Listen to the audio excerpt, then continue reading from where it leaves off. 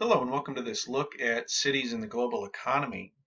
In this discussion, we're going to talk about a few key concepts, including globalization, something we've touched on already this term, but we'll dig in a little bit deeper and see how the increased interconnectedness and interdependence among places around the world are altering and transforming our cities. We'll look at global cities from three theoretical approaches by Friedman, Sasson, and Short. And then we'll look at the emergence and re-emergence of global cities. Cities that are emerging in this globalized world and cities that are being transformed or recreated as a result of globalization. On your screen, you see an image of Dubai. Dubai is located in the Middle East. And since the 1990s, Dubai has totally transformed and emerged as a major global city. So as we build our foundation for understanding globalization in global cities, we're going to see how outcomes like this, one that represents rapid development, wealth, and global connections, are occurring not only here in Dubai, but in other places around the world. So to get started, we're going to define the term globalization.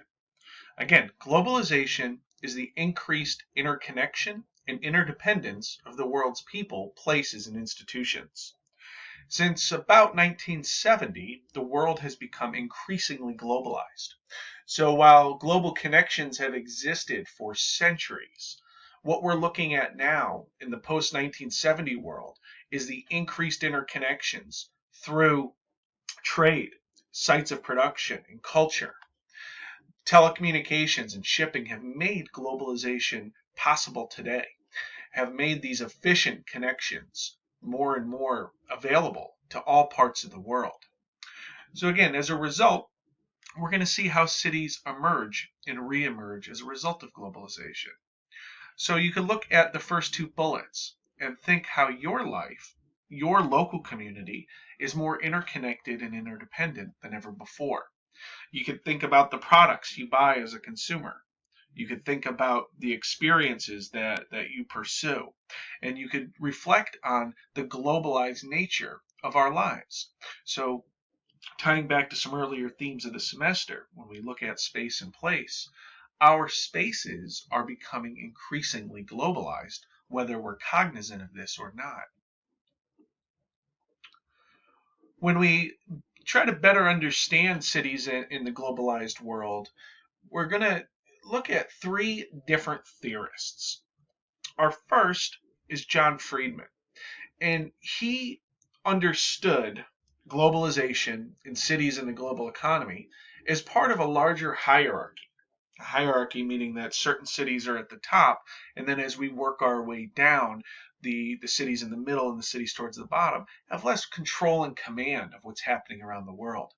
But rather than looking at national cities, rather than looking at regional cities within a country, we're now focusing on cities that have a global reach. Political boundaries mean less than ever before, in Friedman's view, and we'll revisit this in just a moment. Sasson understood global cities as part of a financialized world. So what she saw as driving our global economy and increasing our connections was financialization. So when she examines global cities, she looks at a few key characteristics. And then she also tries to better understand what is life like in these global cities. And the way she explains it is that global cities provide tremendous opportunities, career opportunities, opportunities for unprecedented wealth. They also are locations of individuals struggling to get by. So when she talks about globalized cities or global cities, she sees them as having certain important financial characteristics, but also a place of increasing inequality. And then John Short looks at those cities that, while they appear to be part of a globalized world, they fall out for whatever reason. And he calls these black holes and loose connections. And we're going to take a deeper look at each of these three theorists to try to better understand how they explain cities in the global economy. There are some characteristics that cross theories The idea is that we are recognizing a hierarchy, that national borders matter less today than ever before, and that certain cities rise to the top and other cities fall out of this globalized world.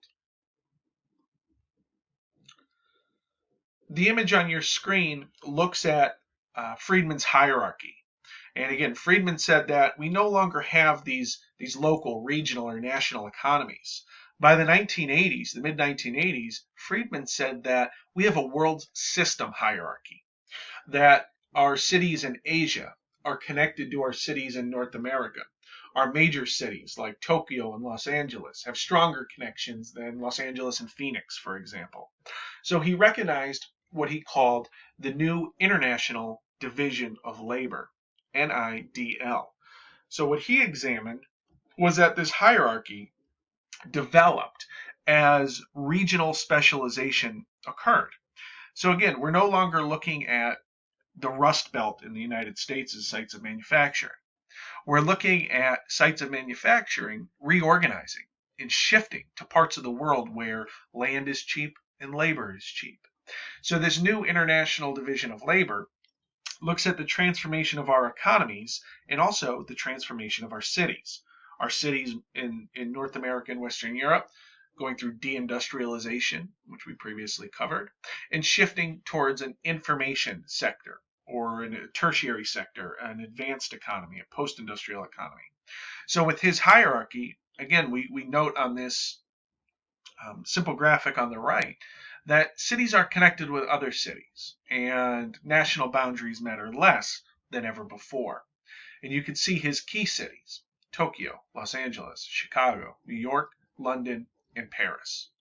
Now, we have seen some change over the last 35 years or so since Friedman put this work together, but we should still recognize that the major cities he saw atop the hierarchy persist today.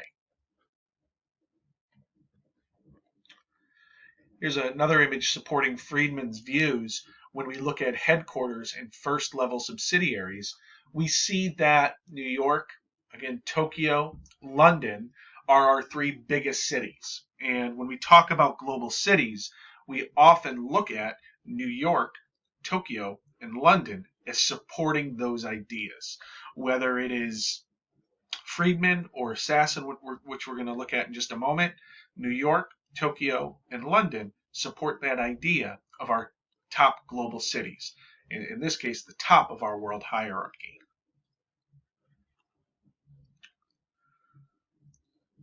Our second theorist is Sasson, and she looked at the global city. So she began her research right after Friedman published his work. So Sasson started publishing in the early 90s, and in her work continued well into the 21st century. And what her focus was the global city. Again, building on what Friedman recognized, that we have this hierarchy in place, that we have certain control and command points around the world that don't recognize political boundaries, rather are driven by trade. They're driven by increased globalization. The image on the right-hand side of your screen shows these different connections, and she looks at our modern cities as a network of global connections. And you can see the areas that are highlighted with the most interaction are Tokyo at about 2 o'clock on the dial, New York at about 4:30, and London at about 7 o'clock on the circle. So when she examines our global cities, she also recognizes these connections. She recognizes London, New York, and Tokyo atop the global hierarchy. Sasson says that there's agglomerations near multinational corporation headquarters. MNC means multinational corporation, and HQ means headquarters. So agglomerations, as you'll recall, are clusters of activity. So what she's identifying are these global cities that attract headquarters and first level subsidiaries that Friedman mentioned in his theory. And she said that agglomerations form. Agglomerations form as advanced producer services grow around these financial centers. So she says that these key cities, London, New York, and Tokyo, at the top level, are command points for the global economy. And as these financial centers arise, we see other producer services are attracted to them. So, for example, London is seen as the key financial city in the world.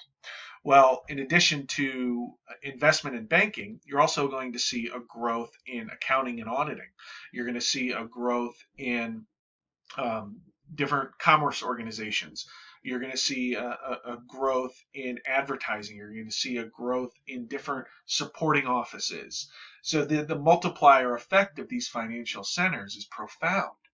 So her agglomerations, again, they grow around these command points. So London, New York, and Tokyo are key. As you look more regionally, you'll see cities like Chicago and Frankfurt and Johannesburg, Mumbai, Dubai, Hong Kong. They also command a lot of activity in their regions. But atop, again, we have London, New York, and Tokyo. We see that the global city are also innovative sites of production. So we're looking at cutting edge production. We're not looking at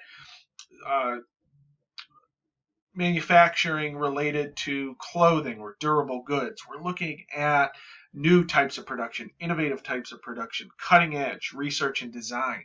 So these cities attract the most talented people, attract the most investment, and also grow innovative sites of production. And they are also markets for innovation. So this is where innovation is consumed. This is where our best and brightest employees also live as consumers. So if you're going to release modern technology for a workforce or a consumer base, you're going to find the most demand in these global cities. So these global cities are places of wealth, of power, of control, of innovation, of excitement. What Sasson found is that there's also an increasing gap in wealth and opportunity, particularly among immigrants.